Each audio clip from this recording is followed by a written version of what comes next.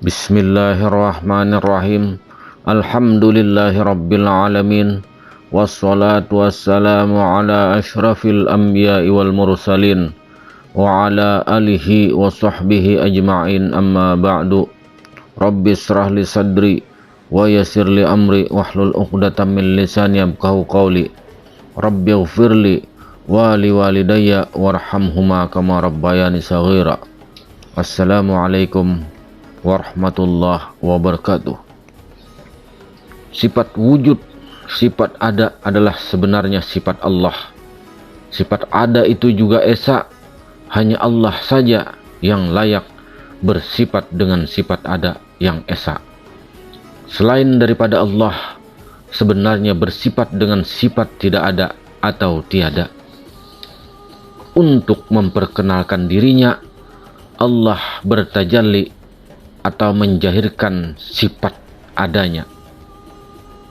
Sebenarnya yang mempunyai sifat-sifat ketuhanan ialah Allah yang Maha Esa. Selain daripada Allah tidak mempunyai sifat-sifat ketuhanan, atau dengan kata lain, selain daripada Allah bersifat dengan sifat mustahil bagi Allah. Apabila Allah zahirkan sifat adanya, sifat wujudnya, sifat ada itu tetap menjadi milik Allah juga, dan tidak akan menjadi milik orang lain, tidak akan menjadi milik selain dari Allah, termasuk juga tidak akan menjadi milik diri sendiri. Sepatutnya apabila Allah memperkenalkan sifat wujudnya, hendaklah diakui sifat ada yang sedang diperkenalkan itu adalah sifat Allah, dengan melakukan sendiri jalan dan cara untuk menetapkan pegangan atau i'tikad kita dan tauhid, atau jalan untuk mengenal Tuhan, mengenal Allah, bukan dengan cara bersangka-sangka, berpikir-pikir yang lain berdasarkan kepada ilmu yang diketahui. I'tibar, pengajaran yang boleh yang bisa kita ambil dari peristiwa Nabi Musa alaihissalam yang memohon untuk melihat Allah yang telah difirmankan oleh Allah pada surah Al-A'raf ayat 143, yang artinya, dan ketika Nabi Musa datang pada waktu yang kami telah tentukan itu, dan Tuhannya berkata-kata dengannya, maka Nabi Musa merayu dengan berkata, "Wahai Tuhanku, perlihatkanlah kepadaku supaya aku dapat melihatmu." Kemudian Allah berfirman, "Engkau tidak sekali-kali akan sanggup melihatku, tetapi pandanglah ke gunung itu. Maka kalau ia tetap berada di tempatnya, niscaya engkau akan dapat melihatku." Setelah Tuhannya bertajalli kepada gunung itu, maka tajallinya menjadikan gunung itu hancur lebur, dan Nabi Musa pun jatuh pingsan. Setelah ia sadar kembali, berkatalah ia, "Maha suci Engkau, aku bertaubat kepadamu, dan akulah orang yang awal pertama beriman." Perkara yang sama telah terjadi kepada Sayyidina Ali, sebagaimana telah dijelaskan di dalam sebuah hadis riwayat Tabrani dan Baihaqi. Dari Ali karamallahu wajhah, "Aku katakan, ya Rasulullah, manakah jalan tarikat yang sedekat-dekatnya kepada Allah dan semudah-mudahnya atas hamba Allah dan semulia-mulianya di sisi Allah?" Maka sabda Nabi Rasulullah sallallahu alaihi wasallam, "Ya Ali, penting atas kamu berkekalan, selalu senantiasa berzikir kepada Allah." Maka berkatalah Ali, "Tiap orang berzikir kepada Allah."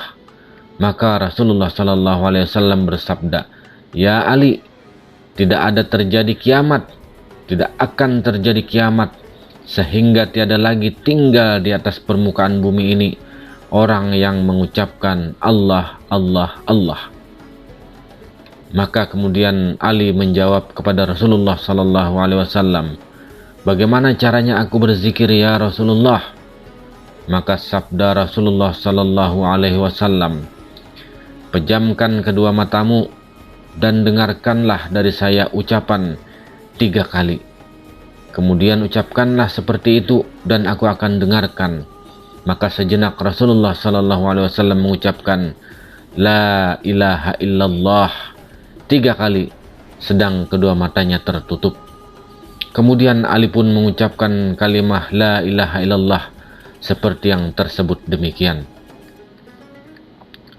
Ajaran tersebut kemudian Sayyidina Ali ajarkan pula kepada Hasan Basri, dan dari Hasan Basri diajarkan kepada Al-Habib Al-Ajami, dari Al-Habib diajarkan kepada Daud At-Ta'i, dari Daud diajarkan kepada Al-Makhrub Al-Karahi, dan dari Al-Makhrub kepada As-Sari, kemudian dari As-Sari kepada Al-Junaid. Ketika Nabi Muhammad SAW menunjukkan jalan dan cara untuk menetapkan iktikad keyakinan tauhid atau jalan untuk mengenal Tuhanmu kepada Sayyidina Ali, baginda bersabda, hai Ali, pejamkan kedua matamu dan engkau dengar daripada aku 3 kali aku berkata la ilaha illallah 3 kali, dan aku mendengar bacaan engkau. Maka berkata Nabi 3 kali mengucapkan kalimah la ilaha illallah, tiada Tuhan melainkan Allah, dengan memejamkan kedua mata. Kemudian Nabi mengangkat suaranya, Ali mendengarnya. Kemudian Ali mengatakan la ilaha illallah, tiada Tuhan melainkan Allah 3 kali, seperti yang dikatakan Nabi itu. Dan Ali pun memejamkan kedua matanya dan mengangkatkan suaranya, sedangkan Nabi mendengar bacaan Ali. Pada saat Ali ibnu Abi Thalib mengalami fana fillah, kemudian setelah Ali sadar, maka Nabi bertanya kepada Ali mengenai perjumpaannya dengan Allah. Maka Ali berkata, ra'aitu rabbi bi'aini qalbi faqultu la sakka anta Allah. Kulihat Tuhanku dengan mata hatiku, dan aku pun berkata, tidak aku ragu engkaulah Allah. Setelah Ali menceritakan perjumpaannya dengan Allah, maka kemudian Nabi membawa Ali di hadapan para umat dan berkata, ana madinatul ilmi wa Ali ba'abuha. Aku adalah gudangnya ilmu dan Ali adalah pintunya. Tapi kebanyakan manusia di atas muka bumi ini telah salah sangka ada Allah yang sedang diperkenalkan itu telah dianggap sebagai ada dirinya sendiri. Sangkaan ada Allah yang sedang diperkenalkan yang dianggap sebagai ada dirinya sendiri itulah sebenarnya hawa nafsu, sedang merasakan keberadaan diri sendiri. Jika diuraikan dengan perkataan sedang berlaku, sebagaimana firman Allah Surah Al-Anbiya ayat 29 yang artinya, dan jika ada siapa-siapa di antara mereka berkata, sesungguhnya aku ialah Tuhan selain dari Allah, maka yang berkata demikian itu kami akan membalasnya dengan azab neraka jahanam. Demikianlah kami membalas golongan yang zalim. Apabila rasa ada diri sendiri, maka timbullah rasa aku diri sendiri yang hidup.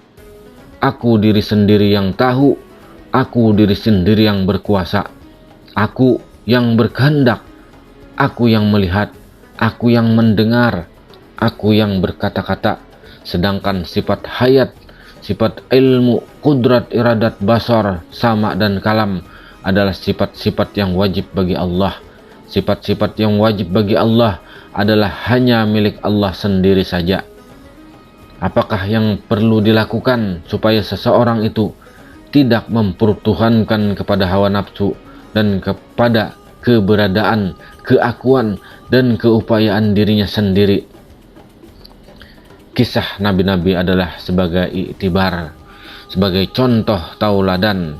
Surah Yusuf ayat 111 yang artinya, demi sesungguhnya kisah nabi-nabi itu mengandung pelajaran yang mendatangkan iktibar bagi orang-orang yang mempunyai akal pikiran. Kisah nabi-nabi yang terkandung dalam Al-Quran bukanlah ia cerita-cerita yang diada-adakan, tetapi ia mengesahkan apa yang tersebut di dalam kitab-kitab agama yang terdahulu daripadanya, dan ia sebagai keterangan yang menjelaskan tiap-tiap sesuatu serta menjadi hidayah, petunjuk dan rahmat bagi kaum yang mau beriman. Di dalam hal ini kita mengambil kisah Nabi Musa telah menasihati kaumnya yang telah melakukan perbuatan syirik dengan menyembah patung anak domba, patung anak lembu. Surah Al-Baqarah ayat 54. Dan kenangkanlah, ingatlah ketika Nabi Musa berkata kepada kaumnya, "Wahai kaumku, sesungguhnya kamu telah menganiaya diri kamu sendiri dengan sebab kamu menyembah patung anak lembu itu. Maka bertaubatlah kamu kepada Allah yang menjadikan kamu, yaitu bunuhlah diri kamu. Yang demikian itu lebih baik bagi kamu di sisi Allah yang menjadikan kamu supaya Allah menerima taubat kamu itu. Sesungguhnya Dialah yang Maha Pengampun, penerima taubat, lagi Maha Mengasihani." Di dalam firman Allah di dalam surah Al-Baqarah ayat 54, Allah menerangkan bahwa kaum Nabi Musa telah melakukan syirik dengan menyembah patung anak lembu. Nabi Musa telah mengarahkan kaumnya supaya bertaubat daripada melakukan perbuatan syirik tersebut dengan perintah, "Bunuhlah diri kamu." Di dalam surah dan ayat yang lain, Allah telah berfirman memperjelaskan tentang kepada siapa yang telah Allah janjikan untuk pimpin mereka ke jalan yang lurus. Surah An-Nisa ayat 66. Dan sesungguhnya kalau kami wajibkan kepada mereka dengan perintah, "Bunuhlah diri kamu sendiri atau keluarlah dari tempat kediaman kamu," niscaya mereka tidak akan melakukannya kecuali sedikit daripada mereka. Dan sesungguhnya kalau mereka amalkan nasihat pengajaran yang telah diberikan kepada mereka, tentulah yang demikian itu lebih baik bagi mereka dan lebih meneguhkan iman mereka.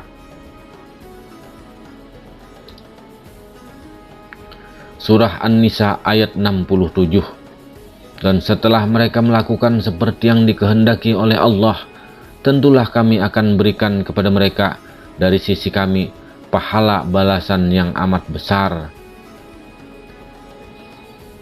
Ada hadis Nabi Muhammad SAW dari Abdullah bin Mas'ud, ia berkata, Rasulullah SAW membaca ayat surah Az-Zumar ayat 22. "Jika demikian, adakah orang yang telah dilapangkan Allah dadanya untuk menerima Islam, lalu ia tetap berada dalam cahaya hidayah petunjuk dari Tuhannya, sama seperti orang yang tertutup mata hatinya dengan selaput kedurhakaan.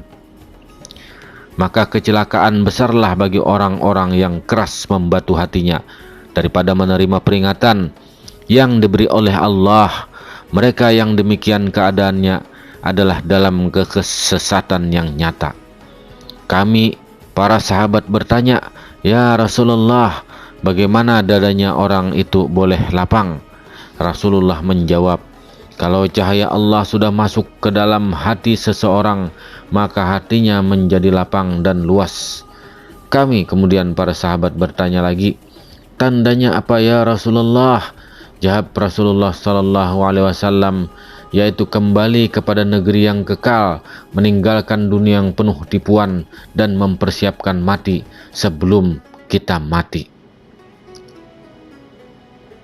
Kemudian Nabi besar Muhammad SAW bersabda, "Wahai pencari rahasia, maukah kamu melihat orang mati yang hidup, berjalan di bumi seperti orang hidup, tetapi jiwanya berada di langit, karena beliau telah diubah pindah sebelum mati dan tidak lagi diubah pindah setelah mati.